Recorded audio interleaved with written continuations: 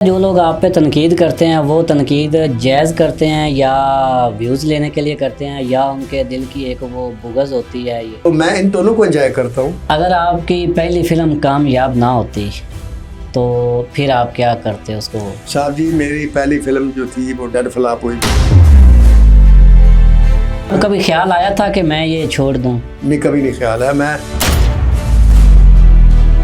जब शोहरत मिली तो क्या शोहरत संभालना मुश्किल है या आसान है? शोहरत, दौलत और इज्जत, ये तीन चीज़ें जब इंसान को मिलती हैं तो मेरा ये मानना है कि इंसान के पाँव ज़मीन से उठ जाते हैं। कोई ऐसी गलती सर जो आप चाहेंगे कि वो दोबारा मैं ना करूं? पॉडकास्ट करते हुए कुछ एक्टरों के बारे में, कुछ एक्ट्रेसों के बारे में, कुछ प्रोड्यूसर के बारे में, कोई भी सिंगर के बारे में मैंने कुछ ऐसी बातें कह दी जो मुझे नहीं कहनी चाहिए। मैंने रीमा के बारे में भी गलत बोला, मैंने मैडम नूर जहाँ के बारे में गलत बोला, मैंने मोहम्मद राना के बारे में गलत बोला, मैंने मुबशर लुकमान के बारे में गलत बोला। मैंने वो गलत बोला या शोहरत हासिल करने का एक तरीका नहीं, मेरा अल्लाह ताला ने देखे। अदाकार शान है, शान हो गया, फाद मुस्तफ़ा, हुमायूं सईद, फवाद खान, इन चारों में आप किसको बड़ा एक्टर मानते हैं? मैं इन चारों अंजुमन, नीली, साइमा खान, रीमा खान, आपने इन सब के साथ काम किया है, तो इनमें आप बड़ी एक्टर किसको मानते हैं? या रीमा की हाईलाइट डांस था, डांस बहुत अच्छा करती थी। नवाज शरीफ या इमरान खान? इमरान खान। अस्सलाम वालेकुम नाज़रीन, मैं इरफान हसन और आप देख रहे हैं इरफान हसन पॉडकास्ट। ख़वातीन और हज़रात, आज हमारे साथ पाकिस्तान फिल्म इंडस्ट्री का एक ऐसा नाम है कि जिन्होंने ना सिर्फ कहानियाँ ही नहीं लिखी बल्कि एक नया दौर तख्लीक किया, जिन्होंने अपनी कलम से मौला जट जैसे लाजवाब हीरे पाकिस्तान को दिए। तो आज हमारे साथ मौजूद हैं सर नासिर अदीब साहब। सर, बहुत शुक्रिया कि आपने अपने कीमती टाइम में से मुझे टाइम दिया। Thank you very much. वालेकुम अस्सलाम, आपका भी बहुत बहुत शुक्रिया कि आपने मुझे मौका दिया। Thank you sir. मेरा जो आपसे सबसे पहला सवाल है वो ये है कि आपने एक जुमले में, अपने एक लाइन में अपने ख़ुद को डिस्क्राइब करना है, तो वो आप कैसे करेंगे? मैं सिर्फ ये कहूँगा कि अगर इंसान की सामने मंजिल हो और उस मंजिल के बारे में सिंसियर और उसकी डेडिकेशन हो तो फिर वो जैसे एक शेर है ना, हज़ार बर्क गिरे लाख आंधियाँ उठें, वो फूल खिल के रहेंगे जो खिलने वाले हैं। तो इंसान मंजिल की तरफ चलता रहे तो अपनी मंजिल पर एक दिन पहुंच जाता है। बिल्कुल। क्या आप ख़ुद को कामयाब समझते हैं या अभी भी समझते हैं कि अभी कुछ अधूरा है? देखिए, खूब से खूब तर की तलाश जो है ये इंसान की फितरत में शामिल है, और जो तख्लीक का अमल है ये हमेशा जारी रहता है। जैसे कि अल्लाह ताला ने भी अपनी इस सुन्नत को बाहर रखा हुआ है कि वो हमेशा तख्लीक जारी रखता है अपनी। तो ये अमल उसने इंसानों को भी दिया है और हम भी अपनी तख्लीक को जारी रखते हैं। और हर तख्लीककार की ये कोशिश होती है कि उसने जो कुछ लिखा है और वो जो लोग पसंद करते हैं वो शाहकार लिखा है तो उससे कुछ और अच्छा लिखे। तो उस अच्छे की तलाश की वजह से तख्लीककार कभी भी मुतमईन नहीं होता, हमेशा अधूरा रहता है। अगर ज़िंदगी में आपको दोबारा मौका मिले तो क्या फिर यही चुनेंगे, लिखना ही चुनेंगे? देखें जी, मैंने अपने अल्लाह ताला से जो मांगा था कि अल्लाह मुझे नाम देना, मुझे शोहरत देना, और उसने मेरी दुआ कबूल की और नाम दिया और शोहरत दी और कलम मेरे हाथ में दे दिया, और मैंने कलम का जितना मैं कोशिश कर सकता था उसका हक अदा किया और अभी कर भी रहा हूँ। तो मेरी ज़िंदगी में कोई ऐसी हसरत या वो कमी नहीं है जो मैं महसूस करता हूँ, क्योंकि मैं जहाँ तक अल्लाह ताला की ज़ात का ताल्लुक़ है उसने मुझे वो कुछ दिया जिसके मैं काबिल नहीं था। माशाल्लाह। मैंने कभी सोचा भी नहीं था कि ये मकाम मुझे मिलेगा, ये नाम मुझे मिलेगा, मेरी फिल्में इतनी सुपरहिट होंगी, मेरे मकालमों को लोग लाइक करेंगे, कभी नहीं सोचा था। तो मैं अपनी ज़िंदगी से मुतमईन हूँ और आइंदा ज़िंदगी में मेरी जो कोशिश है वो इस ज़िंदगी में भी यही रही है कि या अल्लाह मुझे उस रास्ते पे चलाते रहना जो तेरी रज़ा की तरफ जाता है, प्रोफेशन मेरा कोई भी हो। तो आइंदा ज़िंदगी में भी यही ख्वाहिश होगी कि मेरे मालिक मैं उसी रास्ते पे चलता हूँ जो तेरी रज़ा की तरफ जाता है, चाहे तू मुझे राइटर बना दे, चाहे मुझे जो मर्ज़ी बना दे। तो अगर नासिर अदीब के बचपन की तरफ हम जाएं तो नासिर अदीब का जो बचपन था वो कैसा था? क्या आप शरारती थे, खामोश बच्चे थे या कैसे थे? लोग कहते हैं कि जो बच्चा शरारती होता है वो ज़हीन होता है, या यूँ कह लें कि ज़हीन बच्चे हमेशा शरारती होते हैं। लेकिन अल्लाह की रहमत से मैं ज़हीन तो बहुत था लेकिन मैं शरारती नहीं था। मैंने कभी बचपन में शरारत नहीं की। कभी कोई ऐसी हरकत नहीं की, कभी कोई ऐसा अमल नहीं किया जिससे दूसरे को नुकसान पहुँचे, न कभी किसी से लड़ाई की, न कभी मेरा किसी से झगड़ा हुआ। दोस्त मेरे बहुत होते थे और हमेशा बनते रहे, और मेरी ज़िंदगी का रिकॉर्ड है बचपन से लेकर आज तक, किसी भी दोस्त को, किसी भी तलकदार को, किसी भी रिश्ते को मैंने नहीं छोड़ा। लोग मुझे छोड़ के चले गए। अब ये अल्लाह को पता है कि मेरे अंदर कोई कमी थी जो छोड़ के चले जाते हैं, या उनके अंदर छोड़ के चले गए उनका पछतावा है। मुझे कभी पछतावा नहीं रहा, किसी भी बात पर मुझे पछतावा नहीं रहा, इसलिए कि मैं समझता हूँ कि इंसान की ज़िंदगी में दो ही चीज़ें होती है, एक अच्छा वक्त होता है, एक बुरा वक्त होता है, या एक अच्छी कैफियत होती है या बुरी कैफियत होती है, एक में वो बहुत खुश होता है, एक में ज़रा परेशान होता है। तो मैं इसलिए सब्र कर जाता हूँ कि अगर अल्लाह ताला मुझे खुशी देता है तो मैं समझता हूँ कि उसने मुझे इनाम दिया अपनी रहमत की, और अगर मैं परेशान होता हूँ या कोई बुरा वक्त सामने आता है तो मैं ये सोच कर बर्दाश्त करता हूँ कि ये मेरी गलती की वजह से है, और फिर मैं कोशिश करता हूँ कि मैं अपनी उस गलती को सही करूँ। तो बचपन में हालात कैसे थे? क्या नासिर अदीब ने भी गरीबी देखी है? नासिर अदीब गरीब घर में पैदा नहीं हुआ, बड़े अच्छे घर में पैदा हुआ, चौधरी का बेटा था, खाते पीता घर था। हम ज़मींदार थे, बड़े ज़मींदार तो नहीं थे लेकिन छोटे ज़मींदार भी नहीं थे, मुतवस्सित दर्जे के ज़मींदार थे। सब कुछ था, भैंसें भी थी, खोते भी थे, घोड़े भी थे और गाय भी थी और सब कुछ था। वो जो जट ज़मींदार होते हैं वो थे आप? हाँ, तो ज़मींदारों की तरह, लेकिन अनपढ़ फैमिली का बच्चा था मैं, वाहिद पढ़ा लिखा आदमी था माशाल्लाह। और वो बचपन में उस गांव में बस शाइनिंग सा बच्चा निकला और यहाँ तक पहुँच गया। बचपन में जो ख्वाब होता है ना, बच्चे ख्वाब लेके पैदा होते हैं, कोई ख्वाब था कि आप बड़े होके क्या बनेंगे? नहीं, मेरा ख्वाब कोई नहीं था। इस तरह आजकल के बच्चों का कोई इंजीनियर, डॉक्टर, पायलट, देखिए एक अनपढ़ फैमिली में बच्चा पैदा होने वाला, उसके कोई ख्वाब नहीं होते, और जो ज़मींदार का बच्चा होता है बचपन से लेकर 10वीं जमात तक मेरा यही है, मेरा 9वीं जमात तक बल्कि, कि मैंने पढ़ना है। और मैंने टॉप किया, 5वीं क्लास में वजीफ़ा लिया, 8वीं में भी टॉप किया, 10वीं में भी टॉप किया, माशाल्लाह माशाल्लाह। लेकिन 8वीं से पहले एक ऐसा वाक़या हुआ जिससे मुझे ये फील हुआ कि मुझे मशहूर होना चाहिए, मुझे आम आदमी नहीं होना चाहिए, मुझे ख़ास आदमी में शुमार होना चाहिए। मुझे ऐसा आदमी होना चाहिए जिसको लोग सर्च करें, जिसको फॉलो करें, जिससे मुतासर हों और जिसका नाम हो, और जिसे लोग उसके दुनिया से चले जाने के बाद भी याद रखें। ये एक एम बना मेरा 8वीं क्लास से पहले, और फिर इस एम के तहत मैंने अपनी बाकी ज़िंदगी गुजारी। और अल्लाह का लाख लाख शुक्र है कि आज लोग मुझे सर्च भी करते हैं, मुझे फॉलो भी करते हैं, मेरे से मुतासर भी होते हैं, मेरी तारीफ़ी भी करते हैं, मेरे पर तनकीद भी करते हैं, और जो मैं चाहता था अल्लाह ताला ने वो मुझे। आपको लगता है जो लोग आप पे तनकीद करते हैं वो तनकीद जायज़ करते हैं, या व्यूज़ लेने के लिए करते हैं, या उनके दिल की एक वो बुग़्ज़ होती है ये वो निकालने के लिए? देखिए दुनिया में तनकीद करने वाले जो होते हैं लोग दो किस्म के होते हैं। बिल्कुल, नक़ाद की दो किस्में होती हैं। एक नक़ाद वो होता है जो किसी के फ़न को या किसी के किरदार को गैर जानबदार नज़र से देखता है, उसकी ज़ाती पसंद या नापसंद नहीं होती, उसे जो किसी अच्छी लगती है वो अच्छी कह देता है, जो बुरी लगती है वो बुरी कह देता है। हालांकि ज़रूरी नहीं होता कि आप नक़ाद की बात से इत्तफ़ाक़ करें या बाकी लोग भी इत्तफ़ाक़ करें, लेकिन एक किस्म ऐसी होती है नक़ादों की जिनकी ज़िंदगी का मकसद ही लोगों में कीड़े निकालना होता है, और कुछ फिर एक तीसरी किस्म आ जाती है इस प्रोफेशन में जिसमें हम हैं।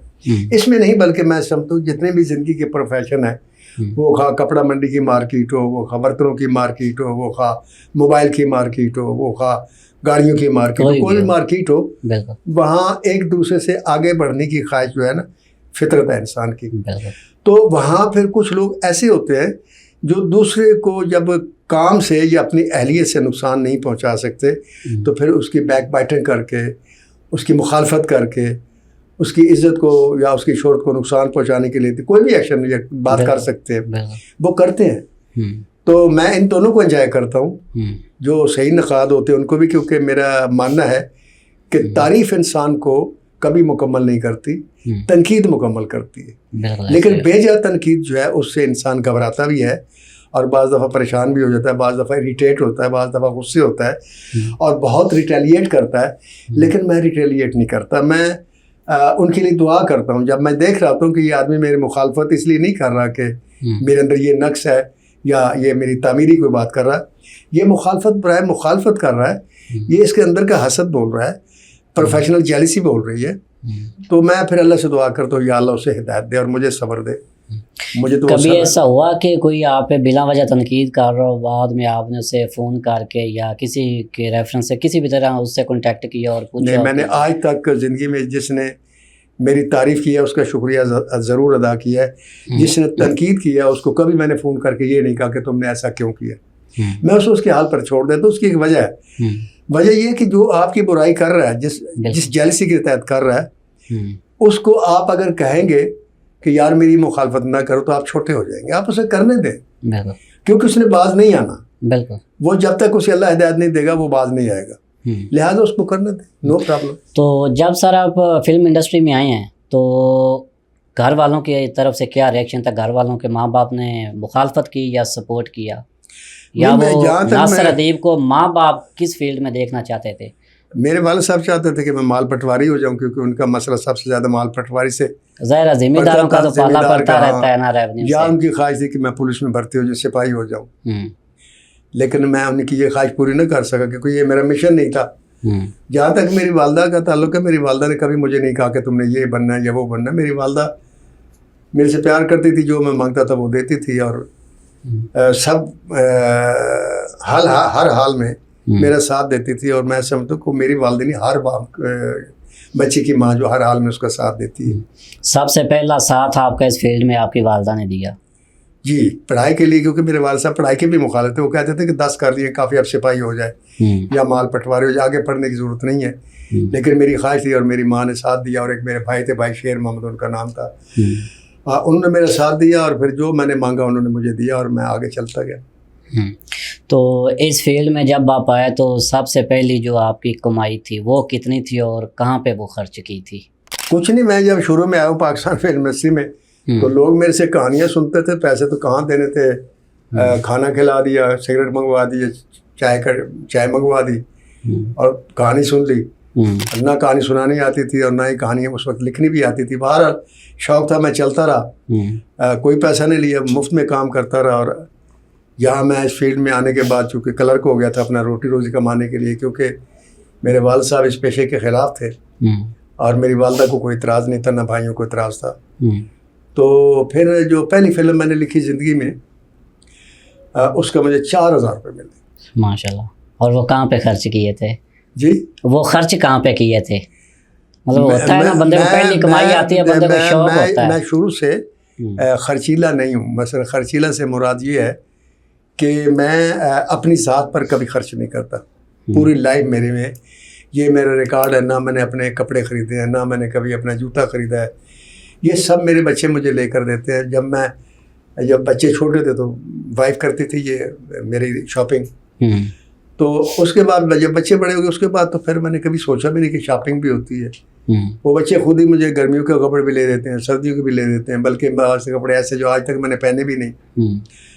तो अपनी ज़ात पर ख़र्च करने का मुझे कभी शौक़ नहीं रहा। मेरी कोशिश होती है कि मैं पैसे जो है ना लोगों पर ख़र्च करूं जितनी अल्लाह मुझे तौफीक दे, क्योंकि मेरा बड़ा पक्का और पुख्ता ईमान है कि वो पैसा जो आपका बैंक में है, जो आपके पास है, वो आपका नहीं है। वो पैसा जो आपने किसी गरीब को दिया, किसी ज़रूरतमंद को दिया, किसी हाजतमंद की हाजत रवा की, किसी बेकस को दिया, वो पैसा आपका है। बिल्कुल। जिस तरह आप सर बता रहे हैं कि लोग आपसे कहानियाँ सुनते थे, बग़ैर मुआवजे के आपको कहानियाँ सुनते थे, आप लिख के देते, वो दिन आज भी याद आते हैं? जी, बहुत याद आते हैं। बल्कि आज ही की एक बात है कि बहुत बड़े प्रोड्यूसर हैं, बहुत बड़े डिस्ट्रीब्यूटर हैं पाकिस्तान के टॉप के। तो उनके भाई का मुझे फ़ोन आया कि जी वो कोई आपके पास कहानी है। मैंने कहा बड़ा अजीब सवाल आपने किया। शोरूम का जो मालिक है आप उससे पूछ रहे हैं कि तुम्हारे पास कोई गाड़ी है? शोरूम में हर किस्म की गाड़ी होती है, आप वहाँ शोरूम में आए और गाड़ी पसंद कर ले लें। तो वो हंसे तो कहने लगे कि कोई ऐसी कहानी जिसमें कॉमेडी हो, रोमांस हो, पंजाबी की, तो वो कल आप आके सुना दें। मैंने कहा मेरे भाई वो सुनाने का वक्त जो है वो मैं गुजार चुका हूँ। मैंने बहुत अरसा कहानियाँ सुनाई और कितनी सुनाई, और लोगों ने रिजेक्ट भी की और बाद में उन पर फिल्में भी बना ली, किसी ने ड्रामा बना लिया, मुझे कहा कुछ नहीं है। तो मैंने कहा अब मैं नहीं सुनाता। अब देखें, मैंने कहा आपका मेरा रिकॉर्ड आपके सामने, आप एक डायरेक्टर को बुलाते हैं कि मेरी फिल्म डायरेक्ट कर दे, तो क्या आप उसे ये कहेंगे कि पहले मुझे सीन डायरेक्ट करके सुनाओ, दिखाओ? आप उसकी फिल्में देखेंगे ना। इसी तरह के एक्टर को बुलाते हैं तो आप एक्टर से ये कहेंगे कि मुझे पहले सीन जो है ना बोल के दिखाओ, अगर तुम ठीक हो गए तो हाँ बिल्कुल न्यू कमर हो आप कह सकते हैं। तो मैंने कहा मुझे आप कह रहे हैं कहानी सुना, मैंने कहा ऐसे नहीं होगा, आप मुझे बुलाएं, मेरे साथ डील करें, मुझे साइन करें, फिर एक नहीं 10 कहानियाँ सुने। कहने लगा जी ठीक है मैं आपको फ़ोन करूँगा। मैंने कहा ओके। जब आपने पहली फिल्म लिखी थी या लिखने लगे थे, आपको यकीन था कि एक दिन इतना बड़ा नाम बन जाएगा, पूरी दुनिया आपको जानने लग जाएगी, लोग आपको सर्च करेंगे, यकीन था?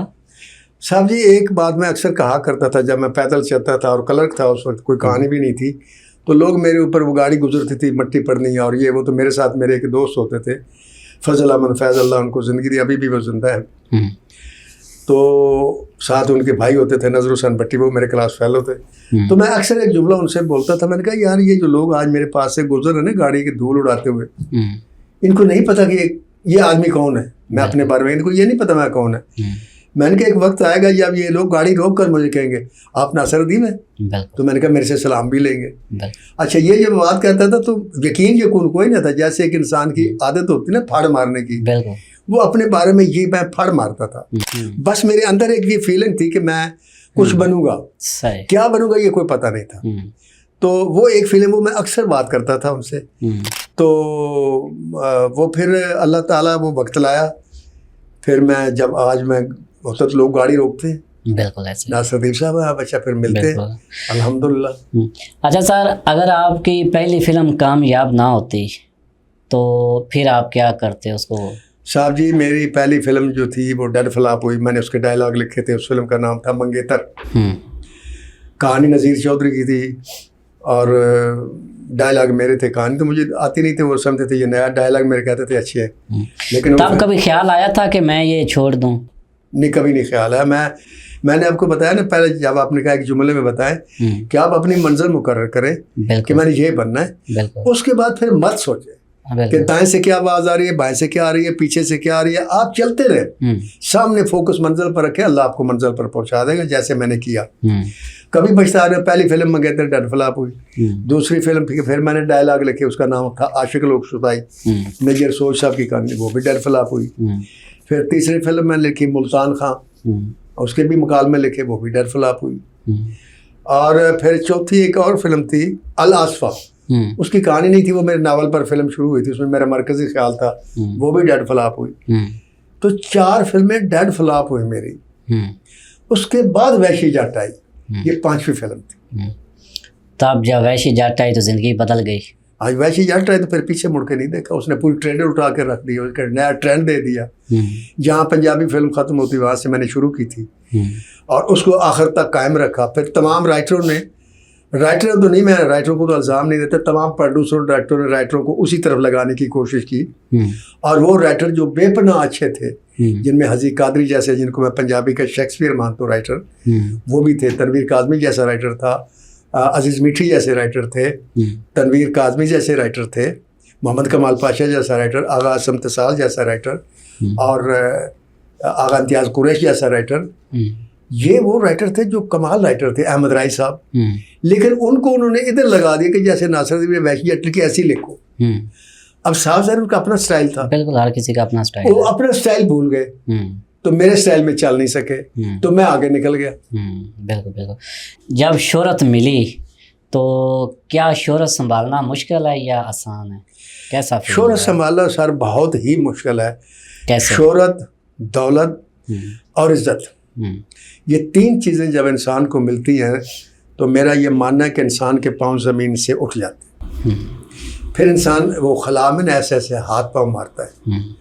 तो उस वक्त अपने आप को संभालना और अपने पाँव ज़मीन पर ला के रखना, ये बहुत बड़ी बात है। और जिन्होंने ऐसा किया वो अल्लाह की रहमत से मेरी तरह आज के एज में भी, आफ्टर 53 ईयर भी फिल्म लिख रहे हैं। और ये कौन कर सकता है? ये कोई भी शख्स नहीं कर सकता अगर उसका दीन के साथ दिल ना जुड़ा हो, अगर वो दीन से दूर है, अगर उसके पास दीन का इल्म नहीं है, अगर उसने कलाम पाक को बाबानी नहीं पढ़ा, अगर उसने अहादीस का मुताला नहीं किया या तफसीर नहीं कलाम पाक की पढ़ी, तो वो शख्स बहक जाएगा।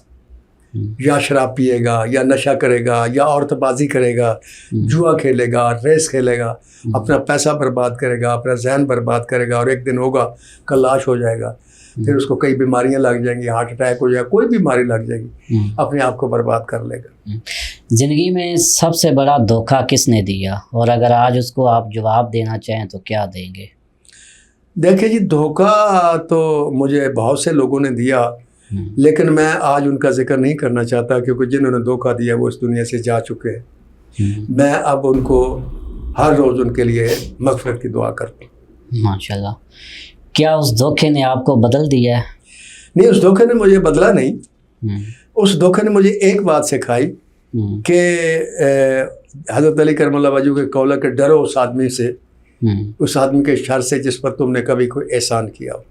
उसके बाद फिर जिस पर मैं एहसान करता हूँ ना, फिर उसे कोई काम नहीं करता, उसे कोई तवक्को नहीं रखता, तो फिर मेरा दिल भी नहीं टूटता, मुझे तकलीफ भी नहीं होती। कामयाबी और शोहरत सर इंसान को बदल देती है, क्या आपके साथ भी ऐसा हुआ है? नहीं, आप किसी भी मर्जी या जिस आदमी से इंटरव्यू करें मेरे बारे में, 73 में मैंने वैसी जड़ लिखनी शुरू की थी, 8 अगस्त 1975 को लगी, सुपरहिट हो गई, और मैं ज़मीन से आसमान पर चला गया। आप पूछ सकते हैं, चपरासियों से भी पूछ लें, डायरेक्टरों से भी पूछ लें, प्रोड्यूसर से भी पूछ लें, जो मेरा अंदाज मिलने का, उठने का, बैठने का, बोलने का 73 में था, आज भी वही है।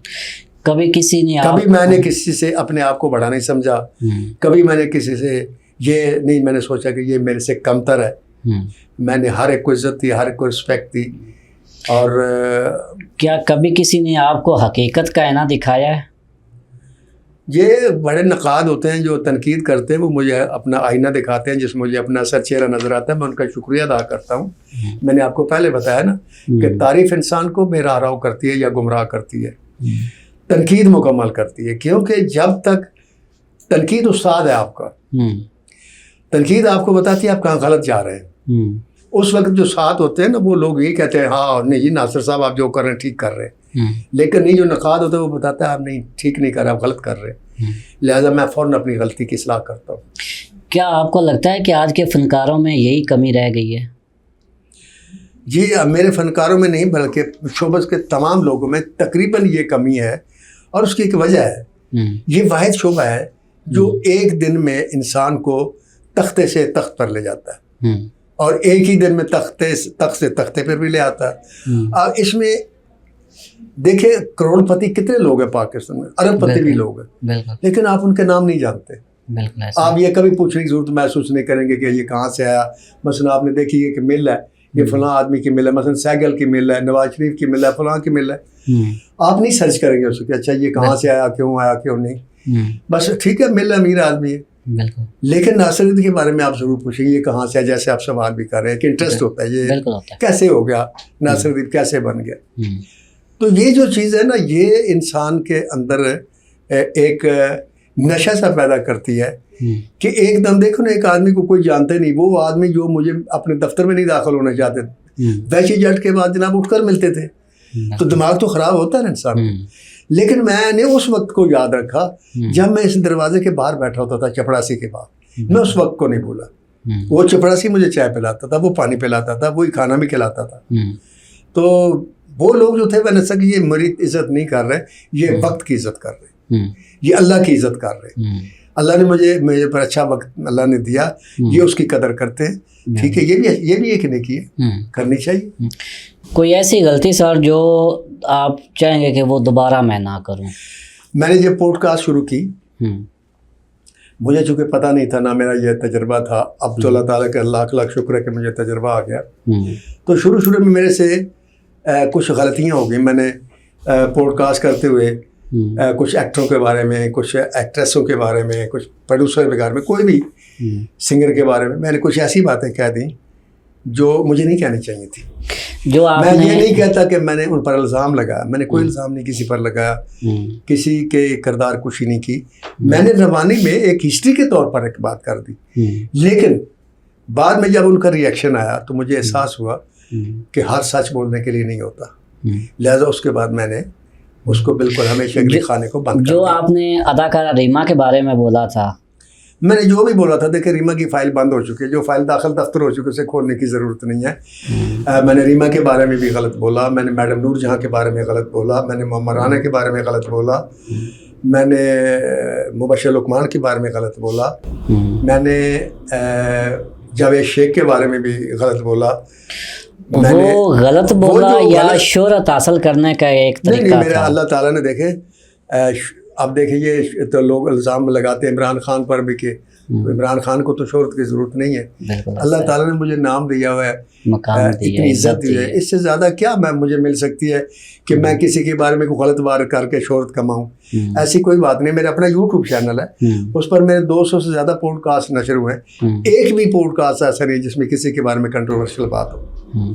वो उन पॉडकास्ट में ये कंट्रोवर्सीज हैं जो लोगों ने मेरे इंटरव्यू किए, उन्होंने कुरैद के पूछा, हाँ जी वो कैसे हुआ। मतलब जैसे अभी आपने बात की कि आपने रीमा के बारे में क्या, तो मैंने आपको फ़ौरन रोका कि देखिए वो फाइल दफ्तर हो गई। मैंने उससे एक्सक्यूज़ भी कर लिया, उसने मुझे माफ़ किया या नहीं किया उसका सवाब देता, मैंने 3 दफ़ा किया और हर एक से माफ़ी। तो सर जब आप कह रहे हैं कि पॉडकास्ट वालों ने मेरे से पूछा, तो ज़ाहिर जब पॉडकास्ट वालों ने पूछा तब आपको ख्याल नहीं आया था कि ये मैं जो बात कर रहा हूँ नहीं, फिर उसके बाद मैंने वो चैनल ही छोड़ दिया जहाँ से ये सिलसिला शुरू हुआ था। मैंने चैनल ही छोड़ दिया क्योंकि उनको कंट्रोवर्सी चाहिए थी, तो मैंने कहा जी मुझे ये पैसे नहीं चाहिए, मैंने छोड़ दिया।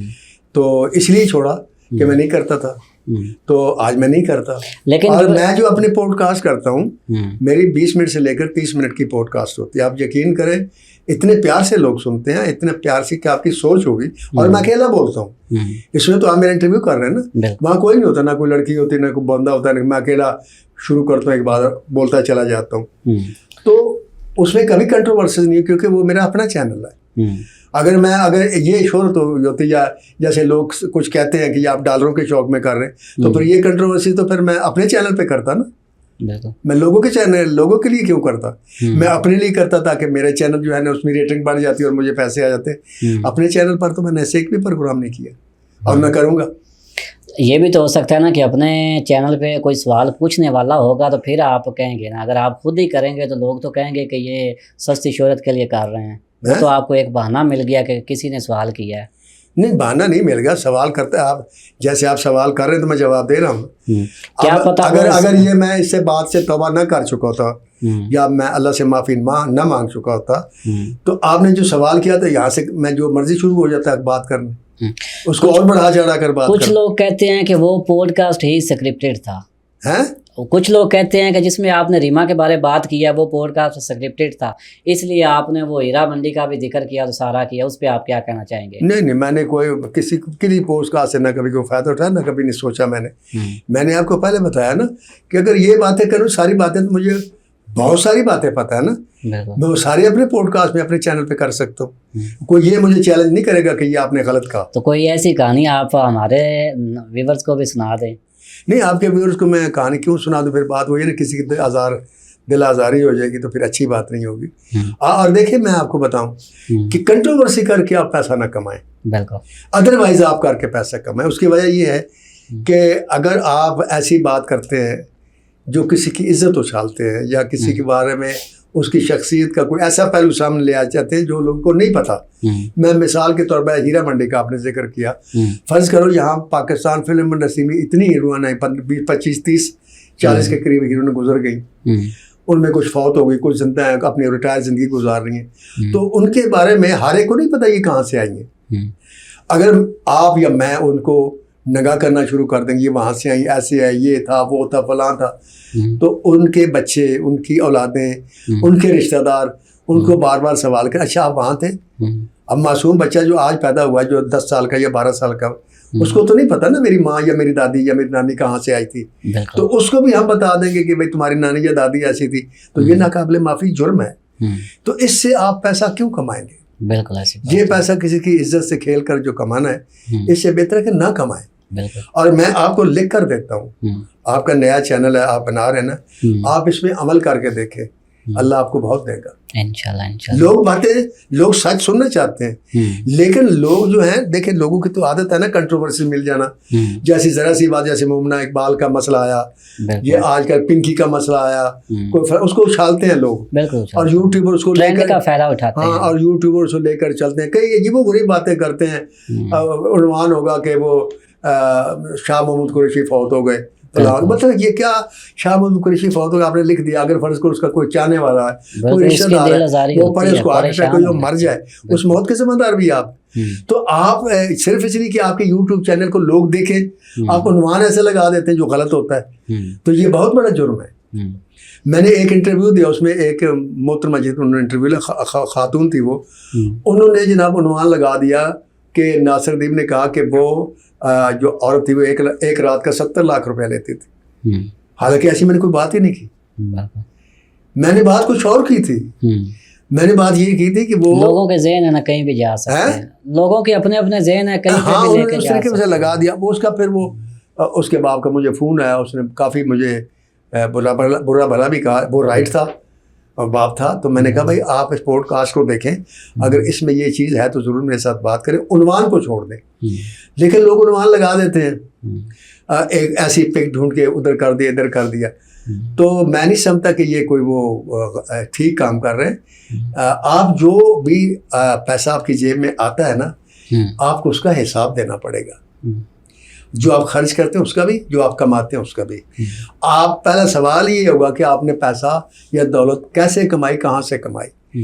अब अगर वहाँ ये आपको जवाब देना पड़ेगा कि जी मैंने फलां की इज्जत उछाली, वो के पैसे तो आ जाएंगे आपके पास, कंट्रोवर्सी जो है वो बहुत चलेगी। मसलन अगर एक अच्छी पॉडकास्ट का, मेयारी पॉडकास्ट के व्यूअर्स आपको 40,000 मिलते हैं तो उसके 80,000 मिलेंगे। सर आजकल हर तरफ देखें तो कंट्रोवर्सी का दौर चल रहा है, ये क्यों चल रहा है? आप इसका जिम्मेदार किसको समझते हैं? इसके जिम्मेदार वो यूट्यूबर हैं जी, जिनके यूट्यूब पर उनके पास मैटर नहीं होता, तालीम भी नहीं होती, सवाल नहीं होते, या उनको कोई अच्छी शख्सियत नहीं मिलती जिसके साथ वो पॉडकास्ट करे। वो ऐसे ही काम आदमी को बुला के तो वो शुरू हो जाते हैं। मसलन जैसे 2-3-4 महीने पहले की बात है, मैं उस लड़की का नाम भूल गया हूँ, कोई लड़की थी जिसको मैं पहली दफ़ा नाम भी सुना, शक्ल भी पहली दफ़ा देखी। एक यूट्यूब वाला उसको लेकर आया और उसने कहा जी फिल्म इंडस्ट्री में आप गई, कि आपने कैसा पाया?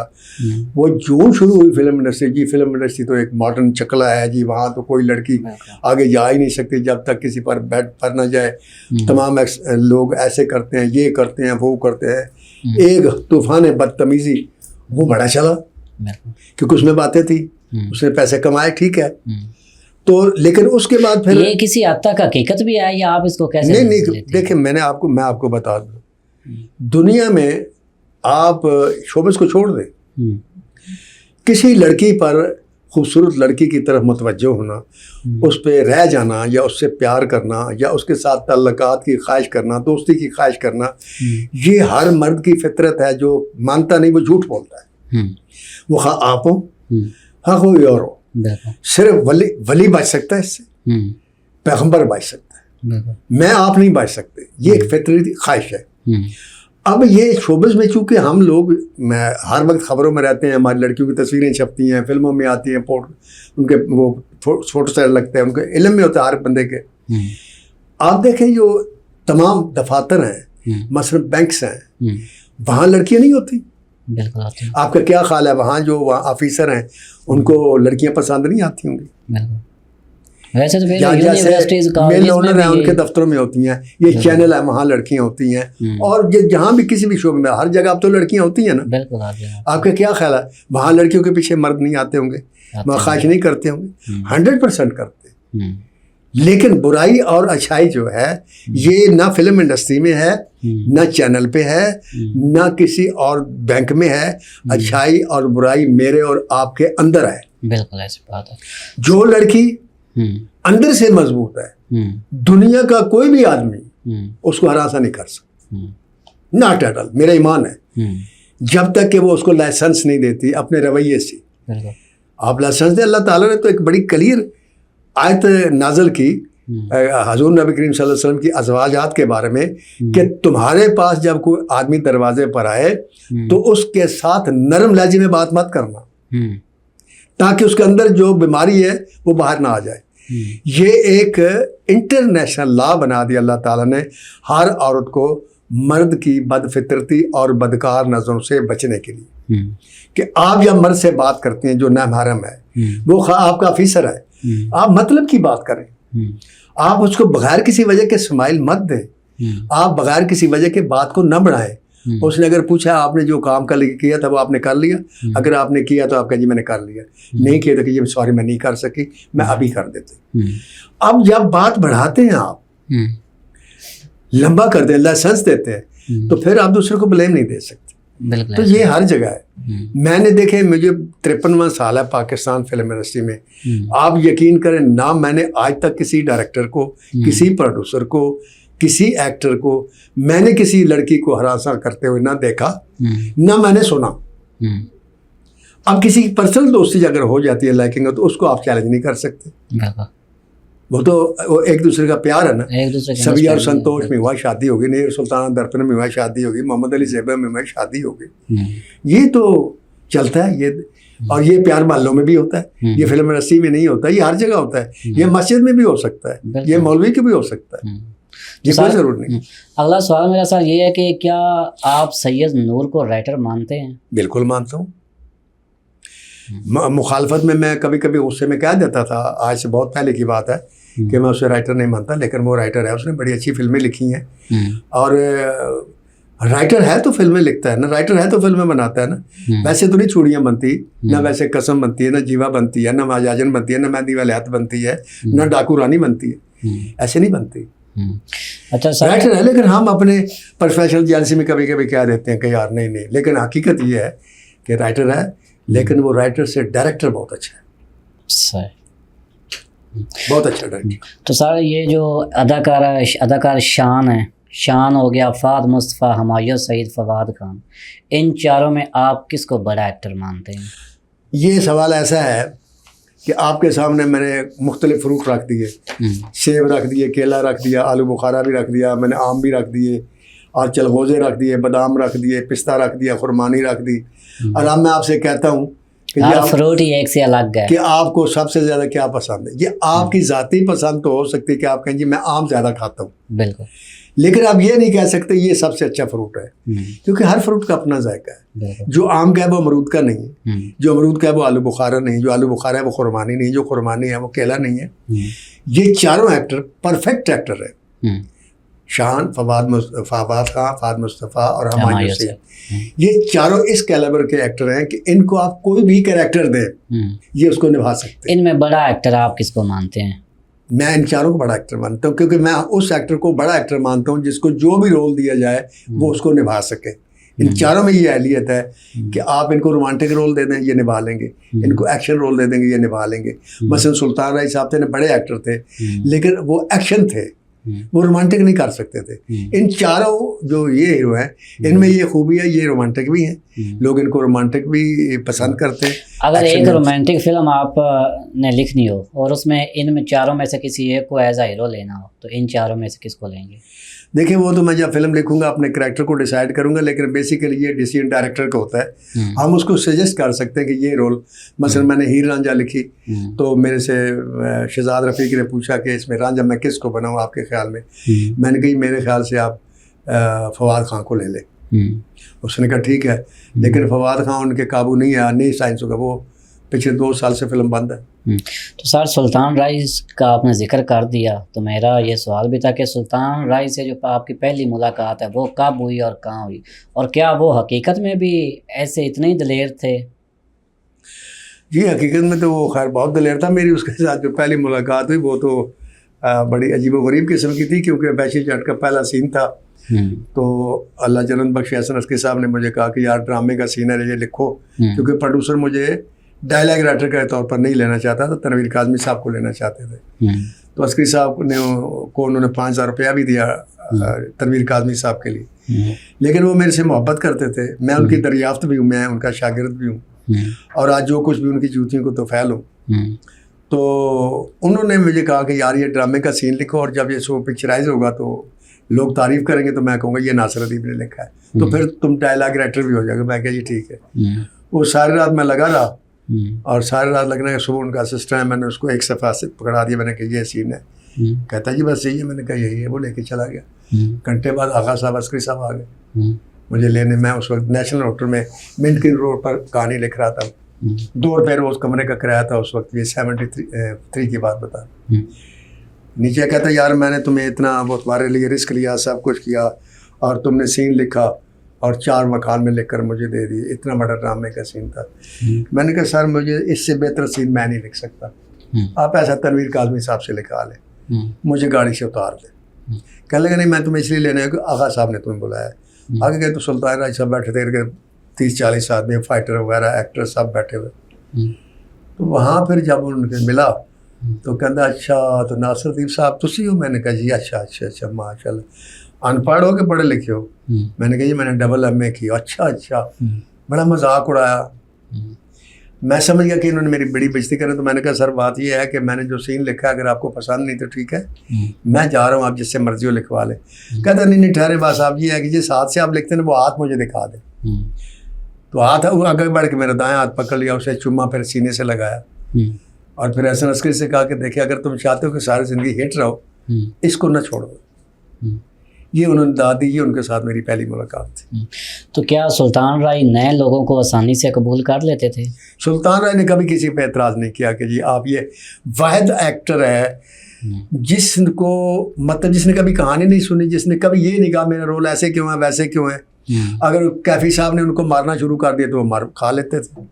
बल्कि बड़ा मशहूर वाक़या कि कैफी साहब एक सीन में उनको शाहनूर में ठुड्डे मार रहे थे सड़क पर, तो एक अखबार नवीस आया तो उसने राय साहब से कहा कि ये आप क्या कर रहे हैं? कैफी साहब आपको ठुड्डे मार रहे हैं। तो उनका बड़ा तर्की जवाब था, कहते वो मुझे ठुड्डे नहीं मार रहा, वो अपने नसीब को ठुड्डे मार, उसको नहीं मारने चाहिए लेकिन मार रहे हैं क्योंकि लोग नहीं पसंद करेंगे। तो वो कभी इतराज़ नहीं करता था, जो रोल देते थे वो कर लेता था। आपने सुल्तान राय को बड़े करीब से देखा है जी।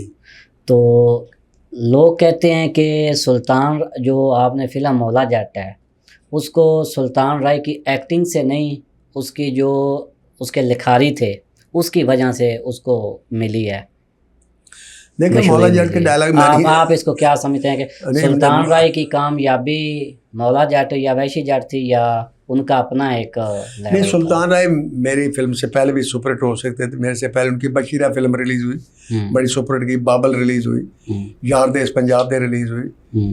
तो वो एक्टर तो थे लेकिन वैशी जट से वो उभर कर टॉप पे आ गए क्योंकि उस फिल्म का स्टाइल, उस फिल्म के डायलॉग ऐसे थे। उसके बाद फिर आखिरी मैदान लगी वो हिट हुई, फिर तूफान मेरी लगी वो हिट हुई, फिर जगह गुजर लगी वो हिट हुई, और उसके बाद मौला जट लग गई। तो मौला जट के जो मकालमे थे उन्होंने अमर कर दिया तमाम एक्टर को, चकोरी को, सुल्तान राय को, मुस्तफा कुरैशी को और जो बाकी लोग थे सबको। तो आप देखें कि बाज़ दफ़ा ऐसा होता है कि कोई फिल्म ऐसी होती है जिसकी एक चीज़ हाईलाइट होती है। मसलन कुछ फिल्म ऐसी होती है जिनकी हाईलाइट डायरेक्टर होता है। मसलन फिल्म थी the legend of Maula Jatt, जो ये भी मेरी फिल्म है, इसकी जो हाईलाइट थी वो डायरेक्शन थी। प्रोडक्शन और डायरेक्शन, राइटर तीसरे नंबर पर आता था। मौला जट में ये था कि राइटर पहले नंबर पर था, डायरेक्शन दूसरे नंबर पर थी और प्रोडक्शन तीसरे नंबर पर थी। तो वो हाईलाइट हो जाता है कोई चीज़ तो वो मानना भी पड़ता है। बस वो मौला ना मारे तो मौला नहीं मरता, बस वो हाईलाइट हो गया था। जी हाँ। जब यही डायलॉग आपका हिट हुआ, ये तो सुपर डुपर हिट हुआ, आज भी ज़बान ज़दे आम है, तो कैसा फील हुआ? मैं तो अल्लाह का लाख लाख शुक्र अदा करता हूँ। दुनिया में कोई ऐसा राइटर नहीं है, मुझे दिखा नहीं सकते आप या बता भी नहीं सकते। डायलॉग बड़े बड़े अच्छे लिखे, हिट भी हुए, लोगों ने बोले भी, लेकिन कोई डायलॉग मुहावरा नहीं बना। ये डायलॉग मुहावरा बना, मौला न मारे तो मौला नहीं मरदा। ये एतजाज़ हसन ने भी बोला अदालत में, ये आसिफ जरदारी ने भी बोला हवाई जहाज़ में, ये बेनज़ीर ने भी बोला। जब इतने बड़े बड़े लोग ये आपका लिखा हुआ डायलॉग बोलते हैं तो कैसा महसूस होता है? मैं अल्लाह का शुक्र अदा करता हूँ। ये वो मेरी तारीफ़ नहीं, ये मेरे अल्लाह की तारीफ़ है। उसने अता किया, मैंने लिखा और लोग बोलते हैं। अगर आज सुल्तान राय जिंदा होते तो पाकिस्तान का जो सिनेमा है वो कहाँ खड़ा होता? पाकिस्तान के सिनेमा पर कभी सवाल ना था। सुल्तान ने अपने साथ अपने व्यूअर्स ले गया और उसके बाद जो एक्टर आए, मुमराना आया, शान आया, सऊद आया, बाबर अली आए, इनको हमारे प्रोड्यूसर और डायरेक्टर ने और हमने मिल के ज़ाया कर दिया क्योंकि ये एक नई पौध के एक्टर थे। इनके लिए नई पौध की वो फिल्में बननी चाहिए, नई स्टाइल की, जैसे जदीद इंडस्ट्री थी, लेकिन इनको हमने सुल्तान राय बना दिया, तो वो लोगों ने एक्सेप्ट नहीं किया। सुल्तान राय और मुस्तफ़ा कुरैशी की जोड़ी को बड़ा याद किया जाता है, आज भी लोग याद करते हैं। आपने तो इनको करीब से देखा, इनकी आपस में केमिस्ट्री कैसी थी? बहुत अच्छी थी, दोनों एक दूसरे की बहुत इज्जत करते थे और दोनों स्क्रीन पर दुश्मन होते थे, बाद में बैठ के इकट्ठे चाय पीते थे, गपशप लड़ाते थे। क्या कभी किसी फिल्म के दौरान इख्तलाफ भी हुआ? नहीं, कभी नहीं हुआ। मुस्तफ़ा कुरैशी सुल्तान राय का कभी इख्तलाफ नहीं हुआ। सुल्तान राय और मुस्तफ़ा कुरैशी, इन दोनों में से किसके साथ काम करना आपको ज़्यादा इजी लगा, आसान लगा? दोनों बहुत अच्छे एक्टर थे और दोनों बड़े इजी थे, मतलब दोनों में कोई एटीट्यूड नहीं था, कोई नखरा नहीं था। दोनों में ज़्यादा प्रोफेशनल कौन था? प्रोफेशनल दोनों थे, ये नहीं कि एक ज़्यादा। सुल्तान राय सबसे आगे था, क्योंकि सुल्तान राय 24 घंटे में से 22 घंटे भी काम करता था। मुस्तफ़ा कुरैशी इतना काम नहीं कर सकते थे, वो समय 14 घंटे काम करते थे, 16 घंटे काम करते थे, बस इससे ज़्यादा नहीं। अंजुमन, नीली, साइमा खान, रीमा खान, आपने इन सब के साथ काम किया है, तो इनमें आप बड़ी एक्टर किसको मानते हैं, या इनमें से किसके साथ काम करना ज़्यादा आसान था? नहीं, ये चारों आर्टिस्ट हैं, मैं आगे कहूँ, चारों का अपना अपना स्टाइल है। रीमा का एक अपना स्टाइल था, रीमा की हाईलाइट डांस था, डांस बहुत अच्छा करती थी। नरगिस डांस बहुत अच्छा करती। मेहनती कौन थी इन चारों में? ज़्यादा मेहनती कौन थी इन चारों में? मेहनती सारी थी। देखिए, मेहनत के बगैर तो कोई मकाम नहीं मिल सकता, वो नरगिस हो, रीमा हो, अंजुमन हो, साइमा हो। आप देखिए, साइमा छोटे छोटे रोल करती करती इस मकाम तक पहुंची है। तो तीसरे दर्जे पे ये नंबर 1 पे अंजुमन होती थी, दूसरे नंबर पे रीमा और तीसरे नंबर पे साइमा, चौथे पे नरगिस, ये होता था। फिर ये नरगिस तीसरे पे आ गई, दूसरे पे भी आ गई, रीमा भी दूसरे पे आ गई, फिर रीमा भी नंबर 1 मतलब सोलो हीरोइन आई, फिर नरगिस भी सोलो हीरोइन आई। तो सब ने सोलो हीरोइन भी काम किया और उस तरीके से भी काम किया, लेकिन अपनी अपनी परफॉर्मेंस जो है हर एक ही अलग थी। जो रीमा ने किया वो नरगिस ने कर सकी, जो नरगिस ने किया वो साइमा नहीं कर सकी, जो साइमा ने किया वो अंजुमन नहीं कर सकी, जो अंजुमन ने किया वो कोई भी नहीं कर सका। अगर रीमा आज दोबारा काम स्टार्ट करें तो क्या वो पहले जैसा तासुर छोड़ सकती हैं? नहीं, मैं समझता हूँ कि हीरोइन की एक एज होती है, मर्द की भी यहाँ पाकिस्तान में तो एज होती है, लेकिन मर्द तो फिर भी आप देखें 50 प्लस है, शान वो चल रहा है, राय साहब भी 50 प्लस थे, चलते रहे।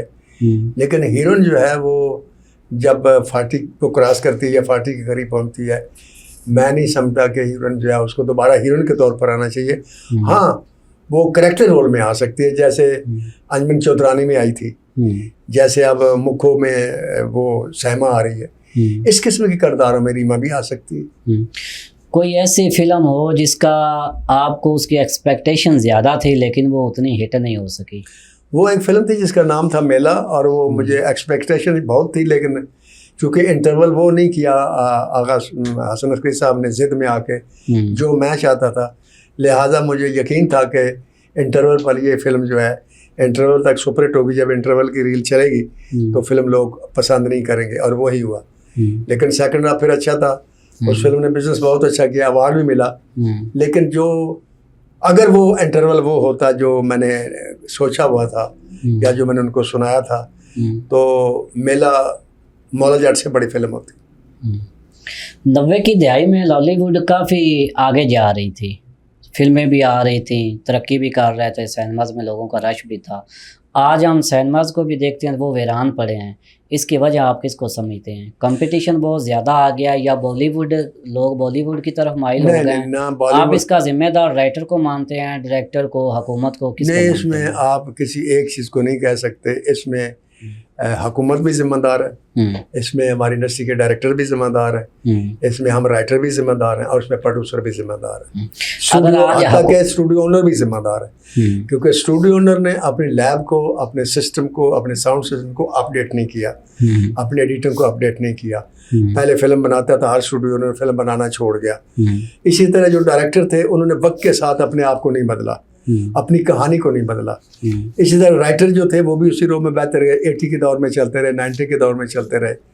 लेकिन बॉलीवुड बहुत आगे चला गया, और फिर मजबूर, फिर ऊपर से दूसरा एक्सीडेंट ये हो गया कि सुल्तान राय मर गया, और तीसरा ये था कि हुकूमत वक्त जो थी उसने कभी भी ओन नहीं किया इंडस्ट्री को, इसकी ऊपर ले जाने के लिए कोई इकदाम नहीं किया। आज आकर ये मरीम नवाज ने पैसे देने शुरू किए, ये भी लेकिन इससे भी मुझे थोड़ा सा इख्तलाफ है। मैंने उनको ये तजवीज़ दी थी कि आप प्रोड्यूसरों को पैसे देने के बजाय सिनेमा बनाएं, वन स्क्रीन के सिनेमा बनाएं छोटे शहरों में। वो जो गिर गए हैं उन सिनेमा को बहाल कर दें, इंडस्ट्री बहाल हो जाएगी। क्योंकि अब ये चंद सिनेमा डिजिटल सिनेमा नेटफ्लिक्स के वगैरह के, यहाँ वो कभी एक शो दे देते हैं, किसी को 2 शो देते हैं, जब चाहते हैं डीसीपी कहते हैं जी कर ले, जो हमने नहीं चलानी। उसके बाद वो उनके पास घर पड़ी रहती है और फिल्म ख़त्म हो जाती है। सिनेमा अगर सर्किट में होंगे, वो सर्किट में रिलीज़ करेंगे, पैसे आना शुरू हो जाएंगे। पुरानी इंडस्ट्री इसीलिए अरूज पे रही कि 250 सिनेमा था सर्किट में। मेन पे फिल्म फ्लॉप हो जाती थी, 250 सिनेमा में वो फिल्म चलती रहती थी, उनके सारे पैसे वापस आ जाते थे, वो फिर फिल्म शुरू कर देते थे। आज के जो फनकार हैं, इनमें वो भूख और मेहनत नज़र आती है जो सुल्तान राय या उस लेवल के अदाकारों में आती थी? नहीं सर, आज की ना हीरोइन में वो बात है, ना हीरो में, ना विलन में। आज एटीट्यूड बहुत हो गया। आज के लोग मतलब जदीद से सहूलतें मांगते हैं। अब सुल्तान राय मुस्तफा किसी ने सड़क पर खड़े होकर वेगे लगवाई हैं, सड़क पर खड़े होकर उन्होंने मूछें लगवाई हैं। अंजमन और ये सैमा और ये रेशम और ये बाबरा शी, जितनी भी आर्टिस्ट थी, ये वो कमरे में जाकर ड्रेस बदल लेती थी। ऐसा भी मंजर देखा है कि आउटडोर में इर्द गिर्द वो जो उनकी खवातीन मेकअप करती थी, उन्होंने यूँ कपड़ा तान लिया और उन्होंने अपने ड्रेस बदल लिए। ये भी हमने देखा। कोई वैनिटी नहीं होती थी, कोई गार्ड नहीं होता था, कोई कुछ नहीं होता था।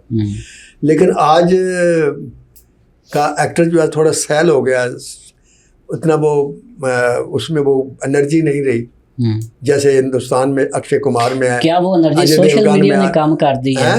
क्या वो एनर्जी सोशल मीडिया ने कम कर दी है या उनकी अपनी वो है? नहीं, सोशल मीडिया ने क्या करना जी सर। अब देखें, मैं हूँ, मुझे आप हमें आप कहीं भी बिठा दें, आप कहानी लिखवा लें, मैं कहता हूँ नहीं जी मुझे तो पीसी में कमरा लेकर दें, मैं वहाँ बैठ के कहानी लिखवा। तो ये एक एटीट्यूड बना लूँगा, प्रोड्यूसर मजबूर भी ले लेगा। लेकिन उससे क्या होगा कि कहानी की आमद तो यहाँ भी वही आनी है जो वहाँ पीसी में आनी है। लेकिन ये जो कहानी 20 या 50 हज़ार खर्चे करके लिखवाई जा सकती है, वो 5 या 6 लाख रुपए का खर्चा करके लिखवाई जाएगी, तो प्रोड्यूसर का बजट बढ़ता जाएगा। इसी तरह एक एक्टर है, उसके लिए वैनिटी आएगी, पत्नी उसका डेली 50 के 60 हज़ार रुपया होता है, मुझे ये पता नहीं है सही, तो वो उसका खर्चा तो प्रोड्यूसर पर पड़ता है ना। तो ये इस किस्म की जो प्रॉब्लम है वो आज के दौर में हम देख रहे हैं। तो लेकिन ये है कि आज के दौर में अच्छी फिल्म की रिटर्न भी बहुत है। हम तो 5 रुपये, 10 रुपये, 15 रुपये टिकट होता था, 1800 रुपये। कुछ लोग कहते हैं आज की जो फिल्में हैं वो फिल्में कम और पीआर ज़्यादा हैं, आप इस पे क्या कहना चाहेंगे? नहीं जी, देखें फिल्में तो वही चलेंगी। इरफान साहब, इरफान नाम है आपका जी, फिल्म वही चलेगी जो अच्छी होगी। उसका पीआरओ बना लें, उसकी जितनी मर्जी पब्लिसिटी कर लें। हमने देखा है कि कई फिल्में ऐसी जिसकी पब्लिसिटी के लिए मायरा खान जैसी, फवाद खान जैसे हीरो आते रहे कि भाई फिल्म देखिएगा, ये कीजिए, वो कीजिए, लोगों ने नहीं देखी। और जब चलने भी आती है तो ऐसे एक्टरों की फिल्म चल जाती है जिसको जानते ही कोई नहीं है। फिल्म होनी चाहिए। बिल्कुल। ये लाहौर कलंदर एक फिल्म थी, उसमें बंटू नाम के एक आदमी था, आपने नाम सुना इससे पहले कभी? बंटू सुना हुआ ना, लेकिन कभी एज ए हीरो नहीं देखा आपने। उसने एज ए हीरो फिल्म में काम किया, फिल्म अच्छी थी, चल गई और कंपटीशन में चली।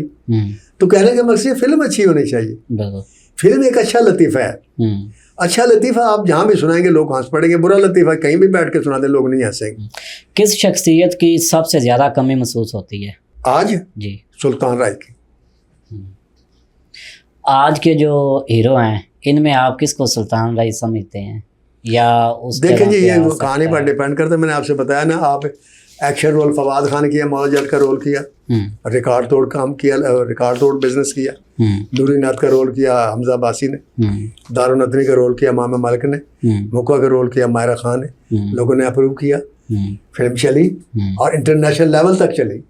और हिंदुस्तान की 4-4 अरब रुपए की फिल्में घर चली गई इसके मुकाबले में, क्योंकि स्क्रिप्ट था, डायरेक्शन थी, प्रोडक्शन थी, मेयार था, लोगों ने लाइक किया। तो मैं नहीं समझता कि ये काम सुल्तान, अब जब फवाद खान सुल्तान नहीं बन सकता था, मायूसी नहीं बन सकता, शान नहीं बन सकता। ये बुल्ला में उसने एक्शन का रोल किया, चली। फवाद मुस्तफ़ा ने आग लगे बस्ती में एक्शन रोल किया, मैंने फिल्म तो नहीं देखी लेकिन चली, तो लोग देखते हैं। सारा आखिरी हमारा जो रैपिड फायर है वो करने लगे, उसके बाद हमारा पॉडकास्ट इख्तिताम को पहुंचेगा। 2 लोगों के नाम दूंगा, आपने किसी एक को चूज़ करना है। ये ज़रूरी है जी, इसके बगैर तो पॉडकास्ट जो होता है वो अच्छा बोले अधूरा होता है। सुल्तान राय या मुस्तफ़ा कुरैशी? किसी एक को चूज़ करना है। देखें, अगर तो मैं तो विलन का राइटर हूँ, मैं विलन के लिए फ़िल्म लिखता हूँ, बेसिकली हीरो के लिए नहीं लिखता। तो मैं मुस्तफ़ा कुरैशी को पसंद करता हूँ। मुस्तफ़ा कुरैशी को। पंजाबी फ़िल्म या उर्दू फ़िल्म? पंजाबी फ़िल्म। रीमा खान या अंजुमन? अंजुमन। वो क्यों? हैं? वो क्यों, उसकी क्या वजह है? उसकी वजह यह है कि अंजुमन ने जो अपनी परफॉर्मेंस से काम किया है वो रीमा से बहुत आगे है। रीमा असल में अपने अरूज में इंडस्ट्री छोड़ के चलेगी। उसको चाहिए था वो काम करती है, अभी वो 5-7 साल काम कर सकती थी, लेकिन वो चली गई अपने शादी करके। ना करती तो शायद आज रीमा भी अंजुमन के मुकाम पर खड़ी होती। शान या मोहम्मद राना? शान। फिल्म या ड्रामा? फिल्म या ड्रामा? फिल्म। लाहौर या कराची? लाहौर। इज्जत या दौलत? इज्जत। शोहरत या सुकून? सुकून। दोस्ती या कामयाबी? दोस्ती। कलम या कैमरा? कलम। पुरानी फिल्में या नई फिल्में? पुरानी फिल्में। गुस्सा या खामोशी? खामोशी। नवाज शरीफ या इमरान खान? इमरान खान। सार आखिरी जो हमारे नौजवान हमें देख रहे हैं, एक आप उनको एक लाइन में कोई जवाब ना, हमारे नौजवानों को क्या जवाब मैं एक शेर सुनाता हूँ जो अक्सर सुनाता हूँ, उसको अपनी ज़िंदगी का एम बना लें आप भी और नई नस्ल भी। न थी अपनी बुराइयों पर जो नज़र, वाह। रहे देखते दूसरों के ऐबो हुनर। वाह। न थी अपनी बुराइयों पर जो नज़र, रहे देखते औरों के ऐबो हुनर। वाह। पड़ी अपनी बुराइयों पर जो नज़र, तो निगाह में कोई बुरा न रहा। वाह। ज़फ़र आदमी उसको न जानिएगा, हो वो कैसा ही साहिब फ़हम ज़का। वाह। जिसे ऐश में याद खुदा न रही, जिसे तैश में खौफ खुदा न रहा। वाह। ये बहादुर शाह ज़फ़र का शेर। जी माशाल्लाह। तो व्यूअर्स, आज हमारे साथ सर नासिर अदीब थे, उन्होंने हमारे सारे सवालों का जवाब दिया। हम एक दफ़ा फिर उनका शुक्रिया अदा करते हैं कि वो अपने कीमती वक्त में से हमारे लिए टाइम निकाल के आए। तो आज के पॉडकास्ट में बस इतना ही। अगर पॉडकास्ट अच्छा लगे तो इसको लाइक, शेयर और चैनल को सब्सक्राइब ज़रूर कीजिएगा। मिलेंगे नेक्स्ट वीक एक नई शख्सियत के साथ और एक नए पॉडकास्ट के साथ। तब तक के लिए इजाज़त दीजिए, दुआ में याद रखिए। अल्लाह हाफ़िज़।